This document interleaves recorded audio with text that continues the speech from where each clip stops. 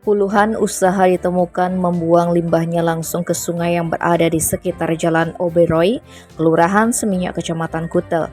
Hal ini berdasarkan hasil penelusuran dari Dinas Lingkungan Hidup dan Kebersihan Badung, Senin 13 November. Berdasarkan temuan tersebut, DLHK Badung pun langsung memberikan teguran dan meminta pipa pembuangan limbah ditutup. Dari video yang beredar di media sosial, air sungai telah berwarna keruh diduga akibat tercemar limbah. Sungai kecil tersebut diketahui bermuara ke loloan di Pantai Peti Tenget.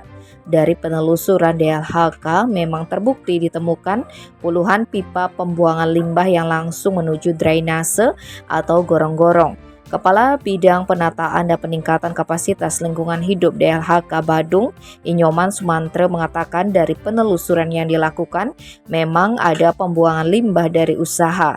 Jumlahnya pun tidak sedikit melainkan sebanyak 47 usaha. Diketahui usaha yang membuang limbah ini diantaranya spa, restoran, villa hingga rumah kos. Atas temuan ini pihaknya langsung memberikan teguran keras kepada pemilik usaha. Lebih lanjut pihaknya menyatakan para pemilik usaha wajib memiliki instalasi pengolahan limbah.